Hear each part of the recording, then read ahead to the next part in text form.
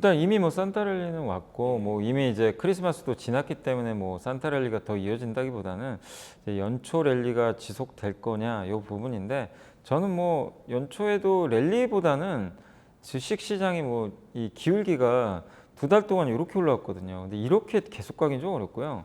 약간 좀 눕힐 거는 같아요. 그래서 탄력은 떨어지지만 그 안에서 지금 미국도 그렇고 한국도 소외받은 업종들 많이 있잖아요.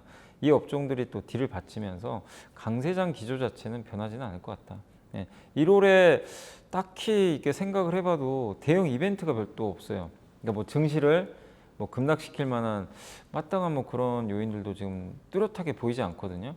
그래서 어차피 이제 물론 이제 1월 들어가면서 4분기 실적에 대한 이제 부분들은 나올 텐데, 그러니까 1월 말로 갈수록은 약간 변동성 나올 수 있는 게 실적에 따라서 기업별로 약간 차별화될 수 있다고 하더라도 1월 중순까지는 뭐 딱히 그런 것도 없잖아요. 그래서 대부분은 1월 말 이후에 발표를 하니까, 그래서 일단 1월 중순까지는 이런 안정적인 상승장이 이어지면서 종목별로 뭐 이렇게 순환매가 계속 도는 좀 주식하기 좋은 장세는 좀 당분간은 더 이어지지 않을까. 다만 1월 말이나 2월 달에 본격적인 실적이 나왔을 때 그때는 이제 기업마다 또 완전히 차별화가 되겠죠. 예, 그래서 1월 말로 갈수록은 약간의 변동성은 좀 주의하자라고 말씀을 드리고 싶습니다. 그러니까 2024년인가요? 24년도 전반적인 실적 전망은 굉장히 낙관적이죠. 지금 영업이익 증가율이 50%가 넘으니까 사실 이런 적은 거의 없거든요. 50% 넘은 거는 그 전 해가 위기 때 뭐 시스템 리스크가 발생하던가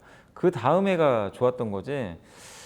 근데 지금 뭐 역대급 위기는 아니잖아요. 뭐 사실 뭐 23년도 시장도 좋았는데 좋기도 했고 하반기도 괜찮았는데, 그게 위기가 아닌 상황에서 그 다음에 50% 성장한다 쉽지는 않지만 뭐 불가능하다고 보지는 않아요. 왜냐하면 지금 22년도도 그렇고 23년도도 우리나라 기업이 안 좋았거든요. 어쨌든 계속 반도체가 안 좋아지면서 역성장을 했기 때문에 그런 기저효과를 감안한다면 내년에 좋아지는 건 분명히 맞죠.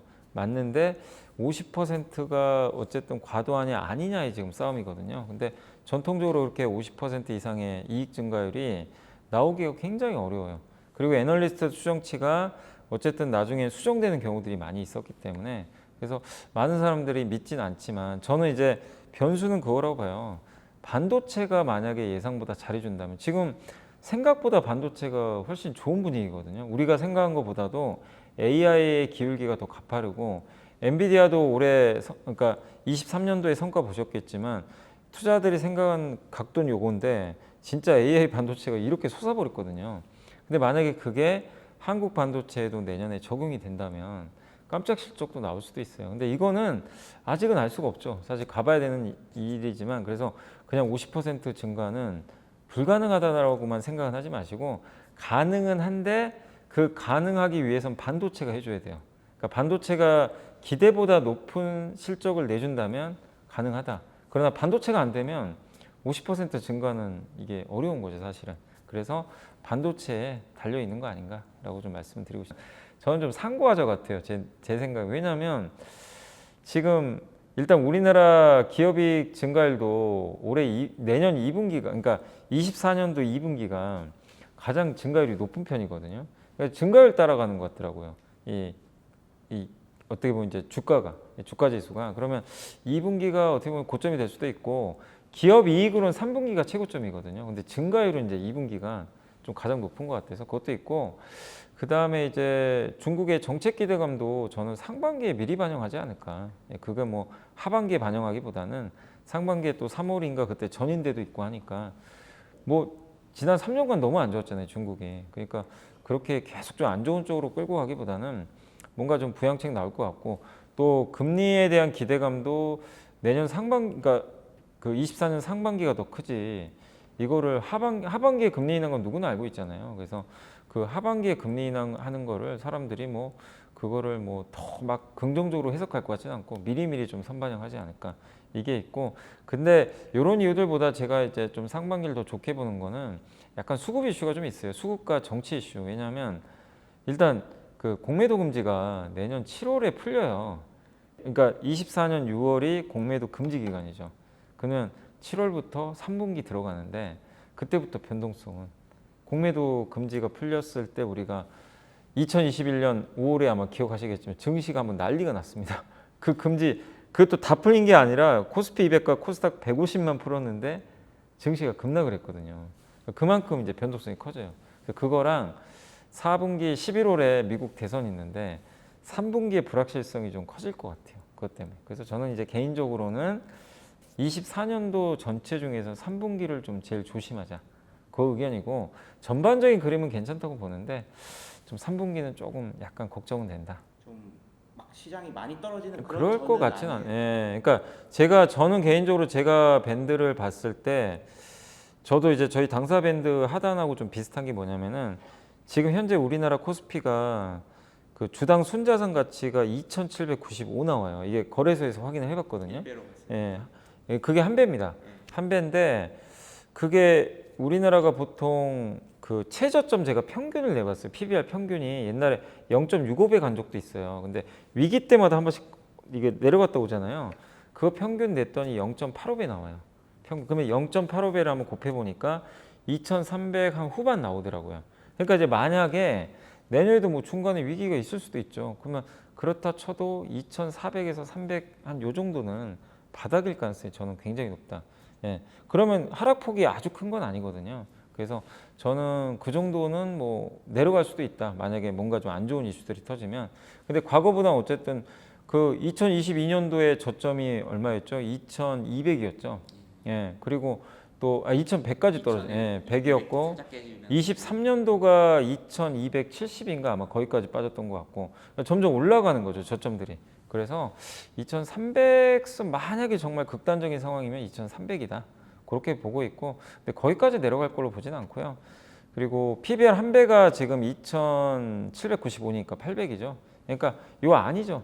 요 안에서 저는 조금 근데 이제 그 저희 당사에서는 ROE가 크게 개선되긴 좀 어렵지 않냐 하기 때문에 위도 한 2,650으로 막아놓은 거지만 저는 이제 왜 2,800까지도 가능하냐고 한번 보냐면 반도체가 그래도 좀 생각보다는 저는 괜찮지 않을까. 그래서 반도체가 영업이익 증가율을 더 올려준다면 충분히 PBR 한 배까지도 저는 갈 수 있다고는 좀 보고 있거든요. 그래서 그런 정도의 차이지 어쨌든 위든 아래도 막 급격하게 오르고 막 급격하게 급락하고 그런 장은 좀 뭐 제한적이지 않을까 이렇게 생각은 하고 있어요.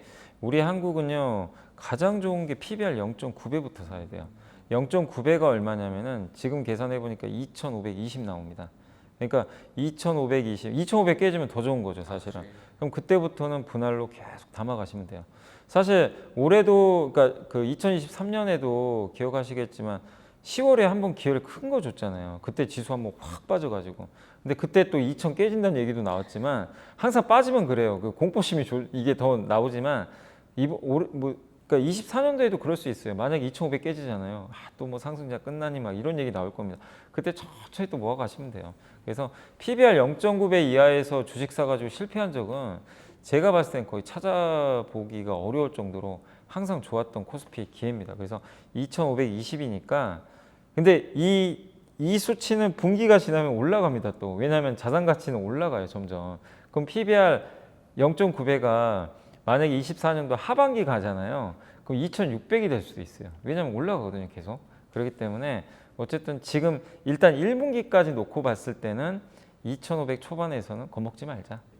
저는 이제 우리나라 부동산 그 부채는 좀 걱정 많이 돼요. 우리나라 가계부채가 워낙 많고 사실 여전히 서울 아파트 가격 싸다고 느끼신 분은 별로 없잖아요. 비싸긴 한 편인데 근데 이제 이쪽이 좀 가격 조정들이 좀 나오고 있는데 그러다 보니까 수요는 좀 부족한 상태에서 부동산 또 PF 많이 벌려놓은 것들은 지금 자금이 이제 원활하게 돌지 못하는데 그동안 정부가 또 막아준 것도 일부 있다고 알고 있는데 지금 요즘 분위기는 그때 이복형 금감원장도 얘기하는 거 보니까 속가내겠다.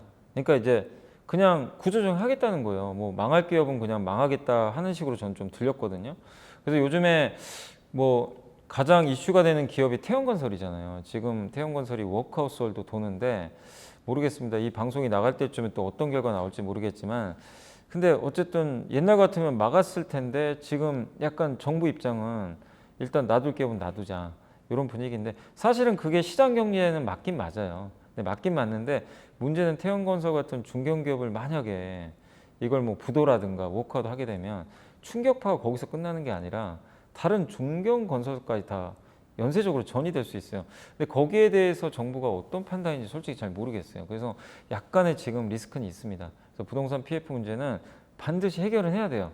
해결을 해야 되는데 일단 이거를 구조조정하면서 시장 논리에 맡길 거냐 아니면 정부가 일단 개입을 해서 2022년도 그때 10월에 레고랜드 사태처럼 막아줄 거냐 이 선택의 문제인데 결국 중장기적으로는 전 개인적으로는 시장 논리가 맞다고는 보지만 다만 그걸 시장에 맡겼을 때는 시장은 일단 충격을 받아버리거든요. 증시에 좋을 건 사실 아니에요. 그래서 그거는 아직은 제가 알 수가 없기 때문에 어쨌든 부동산 PF 리스크가 혹시 터지게 되면 증시는 일단은 한번 충격은 받을 수는 있다. 다만 그거는 결국엔 기회죠 또. 한 번의 기회이기 때문에 도망가실 필요는 전혀 없다. 오히려 기회로 활용하시되 충격은 나올 수 있다는 건 좀 언제든지 염두는 해두실 필요는 있는 것 같습니다.